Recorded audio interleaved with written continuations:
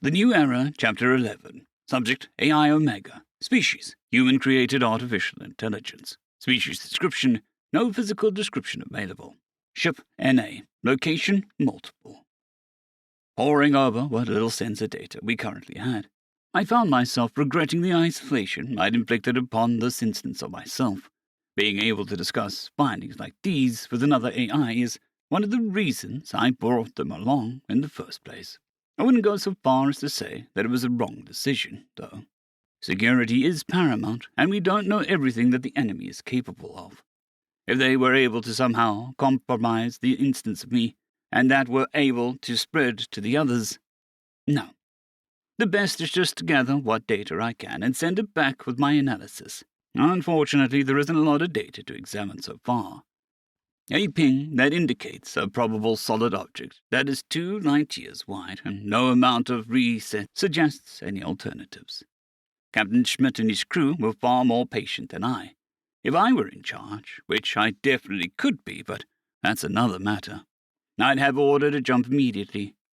However, the plan of action agreed upon by the Directorate and the Admiralty wisely places priority on enemy warfare capabilities. While this unbelievably massive object may very well be a part of that, we have an enemy ship manufacturing depot right in front of us. It would be foolish to just run off without learning as much as we can about how the OU makes their ships. Damn, I hate it when I convince myself to be reasonable. When the internal psi I settle in for a full 8 hours of observation, grabbing as much data as I could. The only members of the crew that were chatting were the ones loaned from the Republic. Everyone else was likely pondering what this object could be. 20 or so years ago, the type of reading could indicate a particularly small and dense nebula. Perhaps that's what the Republic officers think it is. The U.S. officers know better, though. New scanners are a discovery that the public loves hearing about, and the issue of ghosting being solved had been covered by news cycles for weeks. There was a wave of excitement in regards to further exploring the Milky Way, and there were even people insisting that we would be able to explore beyond that. Don't think that this is what they had in mind, though. To pass the time, I helped with various tasks among the crew, alignment calculations and such, the AI equivalent of fidgeting. Hour after hour, boredom overcame me, and I decided to place myself in standby mode. Omega, Captain Schmidt whispered. The keyword woke me from standby mode. Slightly annoyed, I checked the mission clock. It had only been a total of 6 hours. "Can I help you, Captain?" I asked, matching his tone. The sensor readouts we're getting, we're certain it's a solid chunk of mass, right? Not necessarily. If a lot of small objects are close enough together, it might fool our senses from this far out. Might? What are the odds of that? The odds of a naturally formed group of objects that could cover a span of 2 light-years aren't that low. But the odds of those objects being close enough to each other to fool our senses without becoming a solid object are incalculably small, I admitted. But space is weird, and we're in a part of the universe that we've never seen before. A naturally formed group of objects. What's about a grouping of ships? He asked, tapping his nearly empty mug. Sure, it's possible.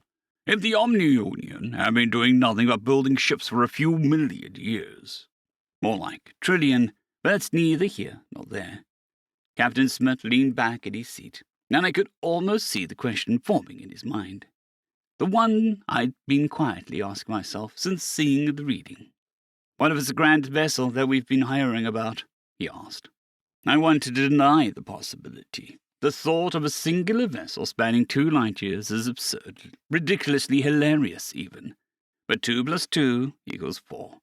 The Omni-Union attacked the Milky Way and an unknown amount of other galaxies for resources. If one were to squish all the mass of a few galaxies together, then we find out everything we can about it, I said. Doesn't matter if it's 500 miles long or 500 light-years long. We'll figure something out, Captain. Wish I had your optimism, Omega, Schmidt sighed. Thank you, that's all. Leaving the captain to his pondering, I double-checked all the ship's systems.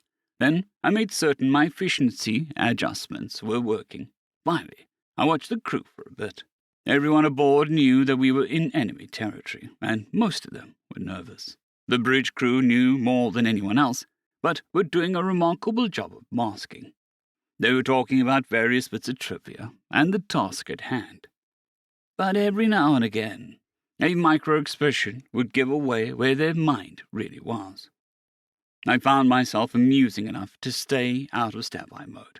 The 2 hours ticked by as I listened to Yorvi and Bon discuss how boring the jobs can get on these missions. I almost threw my hat in the ring, but decided against it. Finally, the mission timer hit 8 hours. "All right, that's good enough for now," Smith said. "Gobson, report." "Sending it now, sir." "Very good. Yorvi, you know where you want to go. Get us there, please." Aye, sir. The Alamari navigator said as she began to work a console. Smith checked Gobson's report as the ship began to turn. I'd already double and triple checked it as the Isolon was writing it, but didn't bother telling him that. I performed the software equivalent of holding my breath as the captain sent the report and the ship entered warp.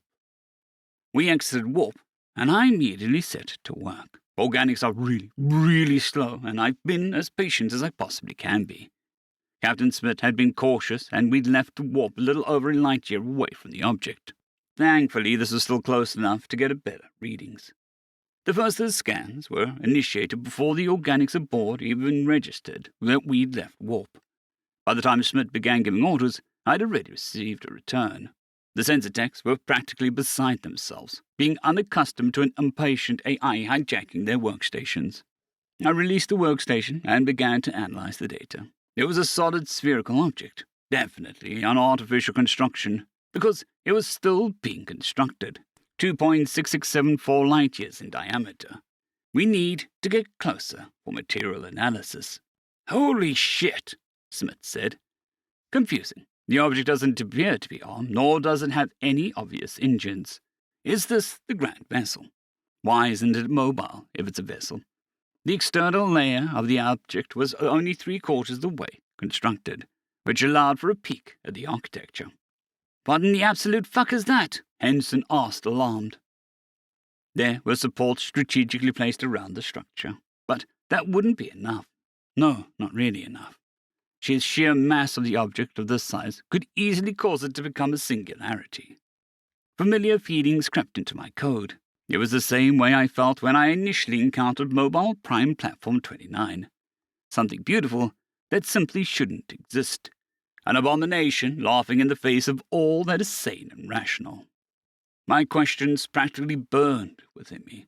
How could such a thing exist without imploding? What was its purpose of this object? Is this the Grand Vessel, or something else entirely? How long have they been building this? Why are they building this? Posture and poise, gentlemen. Yorvi said softly, almost absent-mindedly. Surrounding the object, in a staggering pattern, were several ships. The captain's caution meant that we were too far out to get accurate signatures on them. Except for the Mobile Prime platforms, of course. If I were a betting machine, I'd put everything on the fact that the rest of them are military too, which is quite unfortunate given how many there are. "Right," Smith replied. "Omega?" "We're ready for another jump," I said. "Closer this time. I've got coords for you." "Yorvi, make ready. What have we got, Omega?" "Extremely large construct that is incomplete.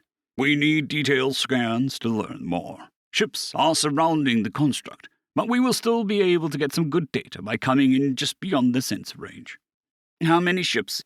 "Roughly 2.6 trillion on this side of the sphere, likely as another 2 trillion on the other side. It's unclear if they are all armed." "Almost 5 trillion ships in 2 light-year diameter sphere?" Commander Hishkin asked. "Correct," I said. "Also, there are a few 100,000 mobile prime platforms." "Of course there would be MPPs," Smith sighed. "Whatever. How has this thing not collapsed in itself?" "Unknown. They obviously know something we don't. When we get closer, maybe we'll learn what it is." "We're ready to jump, sir," Yorvi said. "Excellent." Captain Smith put his mug in the sanitizer attached to his seat. "Let's go."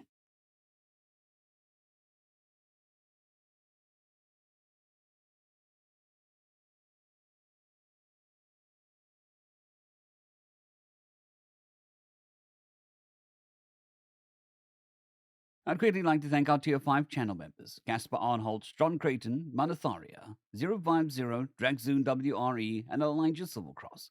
Thank you very much.